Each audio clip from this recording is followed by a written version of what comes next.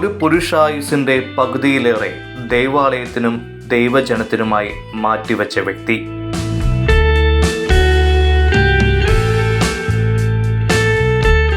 അദ്ദേഹം ഒരു വൈദികനല്ല, മറിച്ച് ഒരു ദേവാലയ ശുശ്രൂഷയാണ് എന്നതാണ് ഏറ്റവും അത്ഭുതം.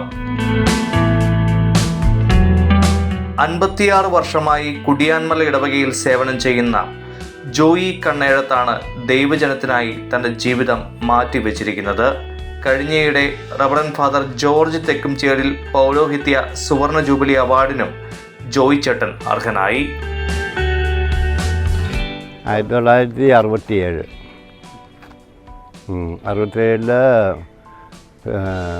സക്കറിയ വള്ളപ്പള്ളി അച്ഛനെ അരിക്കിലാമ്പ് വിളക്ക് കാണിച്ചുകൊണ്ട് പൊട്ടംപ്ലാവ് പള്ളി കുർബാന എത്താൻ ആയിട്ട് പോയി. അങ്ങനെ പല പ്രാവശ്യം ഞാൻ പോകാറുണ്ട്. അന്നത്തെ കപ്പിയാർക്ക് വാർദ്ധക്യമായതുകൊണ്ട് കുര്യാക്കോച്ചേട്ടന് വടിയും കുത്തിപ്പിടിച്ചായിരുന്നു. അപ്പോൾ നീ എന്നെ ഒന്ന് സഹായിക്കണം, അച്ഛൻ അരിക്കിലാമ്പ് വിളക്ക് കാണിച്ച് കൊടുക്കണമെന്നും പറഞ്ഞ് അരിക്കിലാമ്പ് വിളക്ക് കത്തിച്ച് പുള്ളി അവിടുന്ന് തരുമായിരുന്നു. തന്ന് ആ ചേട്ടൻ്റെ വീട്ടിൽ നിന്ന് ഒരു കഞ്ഞി ചുട്ട മത്തി കൂട്ടി, അന്ന് ക്വാറൻറ്റീനാണ് ഞാനിരുന്നത്. അപ്പോൾ എൻ്റെ വീട്ടിലന്ന് ക്വാറൻറ്റീൻ ഇല്ല, അതുപോലത്തെ ദാരിദ്ര്യം പിടിച്ച സമയമായിരുന്നു. അപ്പോൾ അവിടുന്ന് കഞ്ഞിയും കുടിച്ച് അച്ഛനെ കൊണ്ട് കാണിച്ച് ഇങ്ങനെ പോകുന്ന, അങ്ങനെ ഒരു കുറേ ആയപ്പം പുള്ളിക്ക് ഭയങ്കര ഇഷ്ടം, കുർബാനയ്ക്ക് പോകണമെന്നും പറഞ്ഞ് നിർബന്ധിച്ചു. അന്ന് സുറിയാനി ആയതുകൊണ്ട് എനിക്ക് വായിക്കാൻ അറിയത്തില്ല. അപ്പോൾ സുറിയാനി ആയതുകൊണ്ട് ഞാൻ പറഞ്ഞ് ഈ സുറിയാനി ഒന്നും എനിക്കറിയത്തില്ലെന്ന് പറഞ്ഞു. അതുകൊണ്ട് കുര്യാക്കച്ചേട്ടൻ തന്നെ അങ്ങോട്ട് കൂടിക്കൊണ്ടാൽ മതി എന്ന് പറഞ്ഞാൽ അത് കഴിഞ്ഞപ്പോൾ പുള്ളീനെ ജോലിയിൽ നിന്ന് പറഞ്ഞയച്ചു അന്നത്തെ വികാരി ഇളംതുരുത്തിയച്ഛൻ. അപ്പം ആളില്ല. അന്നേരം കിഴക്കേലെ മർക്കോസ് സാറിനെ പകരം ചുമതലപ്പെടുത്തി. അപ്പോൾ സാറ് പറഞ്ഞു, സാറിന് സ്കൂളിൽ പിയൂൺ ജോലി കിട്ടുമെന്ന് വിചാരിച്ച് സാറ് എന്നോട് പറഞ്ഞു, നീ 2 തവണ വന്ന് നീ കുർബാനയ്ക്ക് കൂടണം എന്ന് പറഞ്ഞു. അപ്പോൾ എന്നാൽ ഞാൻ കുർബാനയ്ക്ക് കൂടാം. അന്നേരം മലയാളം കുർബാന ആയിക്കൊണ്ടിരിക്കുന്ന സമയമാണ്. എന്നും പറഞ്ഞ് അങ്ങനെ കൂടി അങ്ങനെ നിന്നു. അപ്പോൾ അതൊക്കെ മുമ്പ് ഈ കഴുന്നെഴുന്നള്ളിക്കാനും ഒക്കെ കുട പിടിക്കാനും ഒക്കെ ആയിട്ട് ഞാൻ സഹായിക്കുമായിരുന്നു പുള്ളിനെ, ഈ ആദ്യത്തെ കപ്പിയാൽ. അങ്ങനെ നിന്നാണ് ഞാൻ ഈ പള്ളിയിൽ കുർബാനയ്ക്ക് കൂടണമെന്ന് പറഞ്ഞപ്പോൾ സമ്മതിച്ച് കുർബാനയ്ക്ക് കൂടി തുടങ്ങി. അങ്ങനെ നിന്നാണ് ഓരോ അച്ഛന്മാർ വരുമ്പോഴും പ്രശ്നങ്ങളും വിഷമങ്ങളും ബുദ്ധിമുട്ടുകളൊക്കെ ഉണ്ടായെങ്കിലും അതെല്ലാം തമ്പുരാൻ തരണം ചെയ്തു എന്നുള്ളതാണ്. ജോയിച്ചേട്ടനെ കുറിച്ച് നമ്മൾ എപ്പോഴും പോസിറ്റീവായിട്ട് ചിന്തിക്കുന്നു. വയ്യെങ്കിൽ പോലും ആ വിശുദ്ധ ബലിപീഠത്തിൽ ശുശ്രൂഷ ചെയ്യാൻ വേണ്ടി കാണിക്കുന്ന തീക്ഷ്ണത. അതുപോലെ തന്നെ ദൈവം ജോയിച്ചേട്ടന് കൊടുത്തൊരു ഏറ്റവും വലിയൊരു ദാനമാണ് ജോയിച്ചേട്ടൻ്റെ സ്വരം. ഇത് സുന്ദരമായിട്ട് ജോയിച്ചേട്ടൻ വായിക്കുമെന്നറിയണം. ഈ പ്രായത്തിലും സുന്ദരമായിട്ട് ജോയിച്ചേട്ടൻ ലേഖനം വായിക്കുകയും ശുശ്രൂഷയിൽ പങ്കെടുക്കുകയും ചെയ്യും. അത് ശരിക്കും ദൈവം ദാനമായിട്ട് കൊടുത്ത ഒരു അനുഗ്രഹമായിട്ട് എനിക്ക് തോന്നാറുണ്ട് ജോയിച്ചേട്ടനെ സംബന്ധിച്ച്.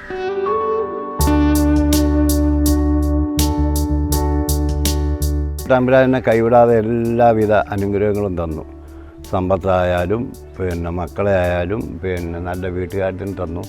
വീട്ടുകാരുടെ പവറും കൊണ്ടാണ് ഞാൻ ഈ പണിയെടുക്കുന്നത്. ഞാൻ കല്യാണം കഴിച്ച് 44 വർഷമായി.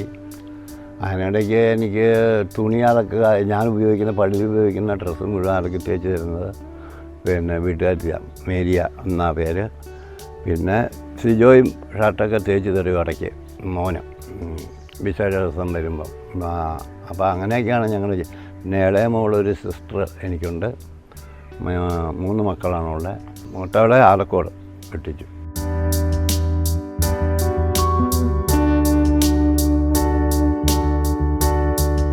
എൻ്റെ പേര് സിജോ ജോസഫ് കണ്ണേഴത്ത്.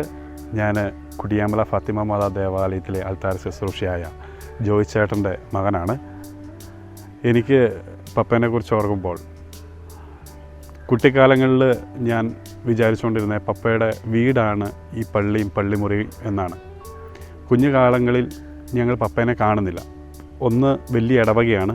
അപ്പോൾ ഈ ഇടവകയുടെ തിരക്കുകളും അതിൻ്റെ ഇടയിൽ വിശുദ്ധ കുർബാനയൊക്കെ ഉണ്ടാക്കുന്നതിനുള്ള തിരക്കുമായിരിക്കും പപ്പയ്ക്ക് ഉണ്ടാകുക.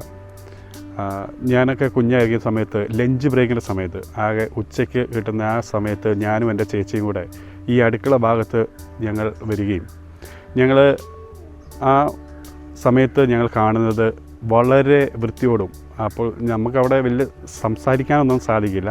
എങ്കിലും പപ്പ ആ സമയം കുറച്ച് നേരം മാറ്റി വെച്ചുകൊണ്ട് ഞങ്ങളോട് സംസാരിക്കാതെയാണ് ഈ വിശുദ്ധ കുർബാന ഉണ്ടാക്കുന്നതൊക്കെ ഞങ്ങൾ കാണുക. ഞങ്ങൾ ചിലപ്പോൾ വരുന്ന സമയത്ത് വലിയ ആട്ടുകല്ലേൽ ഈ ഗോതമ്പ് ആട്ടുന്ന ഞങ്ങളുടെ പപ്പേനെയാണ് ഞങ്ങൾ കണ്ടിട്ടുള്ളത്. അതുപോലെ തന്നെ നിശബ്ദനായി ഇരുന്നു കൊണ്ട് വിശുദ്ധ കുർബാന ഉണ്ടാക്കുന്ന ഒരു പപ്പയുടെ ചിത്രം ഇപ്പോഴും ഞങ്ങളുടെ മനസ്സിലുണ്ട്. അതുപോലെ തന്നെ ഞങ്ങൾ പപ്പേനെക്കുറിച്ച് പറയുമ്പോൾ ഞങ്ങൾ അഭിമാനത്തോടെ ഞങ്ങൾ പറയും, ഇന്ന് വരെ ഒരു വൈദികരുടെ, ഈ 57 വർഷം കഴിഞ്ഞെങ്കിലും ഒരു വൈദികരുടെയും ഒരു കുറ്റങ്ങൾ ഇന്നും പപ്പ പറഞ്ഞിട്ടില്ല. അതാണ് ഈ അൾത്താരയിൽ പപ്പനെ ഈ 57 വർഷവും പിടിച്ചു നിർത്തിയത് എന്ന് ഞങ്ങൾ ഉറച്ചു വിശ്വസിക്കുന്നു. എൻ്റെ പേര് ഫാദർ ജോസഫ് ചെല്ലങ്ങോട്ട്. ഞാനിവിടെ എൻ്റെ ഫസ്റ്റ് അപ്പോയിൻമെൻ്റാണ് ഇവിടെ കുടിയാമല ഫാത്തിമ മാതാ ചർച്ചിൽ ഇവിടുത്തെ ഫസ്റ്റ് അപ്പോയിൻമെൻ്റാണ്. വന്ന നിമിഷം മുതൽ ഞാനിവിടെ എത്തിയപ്പോൾ ഒരു കൈലിമുണ്ടും ഒരു ഷർട്ടൊക്കെ ഇട്ടിട്ട് എൻ്റെ മുന്നിലേക്ക് ആദ്യമേ തന്നെ വന്നു ജോയിച്ചേട്ടൻ. ഇവിടെ പറഞ്ഞു എന്നോട്, ഞാൻ ഇവിടുത്തെ കപ്പിയാരാണ്, ജോയിച്ചേട്ടനാണ് നമ്മുടെ സിജോ ചേട്ടൻ, KCUവിലെ മുൻ രൂപതാ പ്രസിഡൻ്റായിരുന്ന സിജോ ചേട്ടൻ്റെ പപ്പയാണെന്നൊക്കെ പറഞ്ഞു. എനിക്ക് അത്ഭുതമായിരുന്നു. പിറ്റേന്ന് പള്ളിയിലൊക്കെ വന്നു തുടങ്ങി. പിന്നെ ഇപ്പോൾ 11 മാസമായി ഞാനിവിടെ ആയിട്ട്. അപ്പോൾ കൂടുതൽ എനിക്ക് ആ മനുഷ്യനെക്കുറിച്ച് അല്ലെങ്കിൽ നമ്മുടെ ജോയിച്ചേട്ടനെ കുറിച്ച് ഓർക്കുമ്പോൾ സന്തോഷമാണ്. കുറേ ഒരു തുറന്ന പാഠപുസ്തകമാണ്. ഒരുപാട് കാര്യങ്ങൾ നമുക്ക് പഠിക്കുവാനുണ്ട്. ഞാൻ ഒരുപാട് കാര്യങ്ങൾ പഠിച്ചു വരുന്നു. ജോയിച്ചേട്ടന് ഒരു സന്തോഷത്തോടെ എപ്പോഴും ദൈവസന്നിധിയിൽ കൃതജ്ഞതയോടെ നിൽക്കുന്ന ജോയിച്ചേട്ടനെ കാണുമ്പോൾ എനിക്ക് സന്തോഷമാണ്. ബഹുമാനപ്പെട്ട മാണിക്കത്താഴെ അച്ഛൻ്റെ കാലത്ത് അച്ഛനെ പള്ളിയിൽ ശുശ്രൂഷിക്കുന്നതിന് പോരാനായിട്ട് കൊച്ചിയിൽ ശുശ്രൂഷിക്കുമായിരുന്നു ഞാൻ. കഞ്ഞി വെക്കാനായിട്ട് കൂടും. അപ്പോൾ അങ്ങനെ ആയപ്പോഴത്തേക്കും 90 കുടം വെള്ളം വരെ കോരേണ്ട വന്നു ഒരു ദിവസം. അച്ഛന് ഭയങ്കര വേർപ്പ്. അച്ഛന് 3 നേരം കുളിക്കണം. 3 നേരം കുളിക്കണം. അത് നല്ലപോലെ വെള്ളം വേണം. അല്ലാണ്ട് നമ്മൾ ഈ തൊട്ട് കരട്ടിയിട്ടുള്ള കുളികൾ ഒരു ടാങ്ക് വെള്ളം വെച്ചാൽ തീർന്നു. അപ്പോൾ ഒരു ടാങ്ക് നടണമെങ്കിൽ തന്നെ 10-25 കുടം വെള്ളം കോരിയാലെങ്കിൽ ഈ സിമിൻ്റ് കൊണ്ട് വാർത്ത് അത് നിറയുള്ളൂ. ചെറിയ കുടവാ. ഞാനിങ്ങനെ തൂക്കി പിടിച്ചുകൊണ്ട് വരും. അങ്ങനെ അന്ന് ചെറുപ്പമല്ലേ, അതുകൊണ്ട് ഉഷാറായിരുന്നു. അപ്പോൾ ഒരു ദിവസം അറിയാൻ വേണ്ടി നോക്കിയത് എത്ര കുടം വെള്ളം കോരുന്നുണ്ടെന്നറിയാൻ. അങ്ങനെ ആദ്യകാലത്തൊക്കെ ഭയങ്കര കഷ്ടപ്പാടുണ്ടായിരുന്നു. പക്ഷെ ആ കഷ്ടപ്പാടൊക്കെ എല്ലാം ഇപ്പം മറന്നു പോവുകയാണ്. കഷ്ടപ്പാടെല്ലാം എനിക്ക് ഉപകാരമായിട്ടാണ് തമ്പുരാൻ പറ്റിയെന്നുള്ളതാണ് എൻ്റെ അനുഭവത്തിൽ നിന്ന് എനിക്ക് മനസ്സിലാക്കാൻ പറ്റി.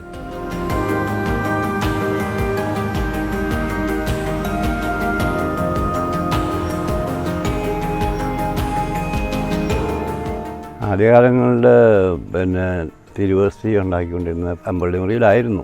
അത് ഗോതമ്പ് മേടിച്ച് നല്ല പച്ചഗോതമ്പ് ആദ്യം കിട്ടുമായിരുന്നു. അതാണെങ്കിൽ ഒരെണ്ണിട്ട് ഇടിച്ച് പൊടിച്ച് ഒരു തുണിക്കകത്ത് അരിച്ച് അതിൻ്റെ നൂറെടുത്ത് ഓസ്തി ഉണ്ടാക്കിയത് നല്ല വൃത്തിയായിട്ടിരുന്നു. പക്ഷേ കാലക്രമത്തിൽ പച്ചഗോതമ്പ്, അതായത് സൂചിഗോതമ്പെന്നും പറയാം, അത് കിട്ടാനില്ല. അപ്പോൾ കിട്ടാനില്ലാതായപ്പോഴത്തേക്കും ഗോതമ്പ് മേടിച്ച്, അത് കടുപ്പുള്ളൊരു ഗോതമ്പ്, അത് വെള്ളത്തിലിട്ട് കുതിർത്ത് ആട്ടി ഒരു തുണിക്കകത്ത് അരിച്ച് തലേദിവസം വെള്ളത്തിലിടണം. എന്നിട്ട് പിറ്റേ ദിവസം 3 മണിക്കൂർ 4 മണിക്കൂർ കഴിയുമ്പോൾ വസ്തി കഴിച്ച്, അങ്ങനെയാണ് 1991 വരെ, കൺവെൻഷൻ കാലം വരെ ഞാൻ വസ്തി അടിച്ചായിരുന്നു ദേവാലയത്തിൽ. നമ്മൾ വേറെ എവിടെയെങ്കിലും പണിയാൻ പോകുന്ന പോലെ ഒരു പണിയുടെ ഒരു കണ്ടീഷനിലോ, ഒരു തമ്പുരാൻ്റെ മുമ്പിൽ വരുന്നു ആത്മാർത്ഥമായിട്ട് എന്തെങ്കിലും ഒന്ന് ചെയ്യുക, അതിന് തമ്പുരാൻ്റെ കൂലിയായിരുന്നത്. അല്ലാണ്ട് അത് ഒരു കുറവായി പോയ പണിയാണ്, അല്ലെങ്കിൽ ചെയ്യുന്ന ആത്മാർത്ഥമായിട്ട് അങ്ങ് ചെയ്തേക്കുക അത് തമ്പുരാൻ നോക്കിക്കോളും. അതാണ് ഇത്രയും കാലം എന്നെ ഇങ്ങനെ നയിച്ചുകൊണ്ട് പോയത്. പിന്നെ 86 ഒരു മഞ്ഞപ്പിത്തമെല്ലാം കൂടെ വന്ന് ഭയങ്കര അസുഖം. ഞാനവിടെ മരിച്ചു പോകുന്നു. മരിച്ചൊന്നുമില്ല, കണ്ണൂരൊക്കെ കൊണ്ടുപോയി ചികിത്സിച്ച് ഭേദമായി. അതൊരു അത്ഭുതകരമായൊരു രോഗശാന്തി. അത് കഴിഞ്ഞ് ഇത്രയും വർഷം ഞാൻ മരിച്ചു പോകുമെന്ന് വിചാരിച്ച പിന്നെ 86 ഏപ്രിൽ മാസത്തിൽ. അത് കഴിഞ്ഞിട്ടാണ് സിജാക്കേരി ഉണ്ടാകുന്നത് എനിക്ക്. ശരിക്കും മക്കളായ ഞങ്ങൾ 3 പേർക്കും വളരെയേറെ അഭിമാനമാണ്. ഒരു അൾത്താര ശുശ്രൂഷയായ ഞങ്ങൾ അറിയപ്പെടുന്നത് തന്നെ കപ്പ്യാർ ജോയിച്ചേട്ടൻ്റെ മക്കൾ എന്നാണ്. അതിൽ ഞങ്ങൾ ഒത്തിരിയേറെ അഭിമാനിക്കുന്നു. ഒരു കപ്പ്യാർ ജോയിച്ചേട്ടൻ്റെ മകനായത് നമ്മളിപ്പോൾ ഒരാളോട് പരിചയപ്പെടുന്നത് പോലും കപ്പ്യാർ ജോയിച്ചേട്ടൻ്റെ മകൻ എന്ന് പറഞ്ഞാണ്. അതെന്നുവെച്ചാൽ ആ ഒരു അംഗീകാരം ഈ കുടിയാമല ഇടവക നൽകിയിട്ടുണ്ട്.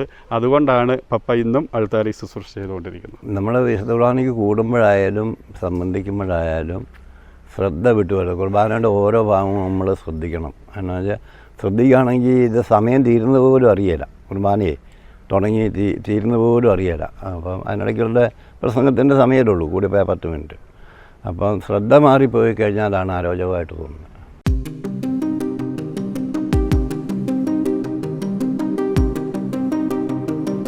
$2024 നവംബർ 26 എനിക്ക് അവാർഡ് കിട്ടുന്നത്. അവാർഡ് കിട്ടുമ്പോൾ എനിക്ക് ഭയങ്കര സന്തോഷമുണ്ടായി. ഈ അവാർഡ് സമ്മാനിച്ചത് ബഹുമാനപ്പെട്ട തെക്കഞ്ചേരി കുന്നേലച്ചൻ 50 വർഷം പുരോഹിതനായതിൻ്റെ ഇതിനു വേണ്ടിയിട്ട്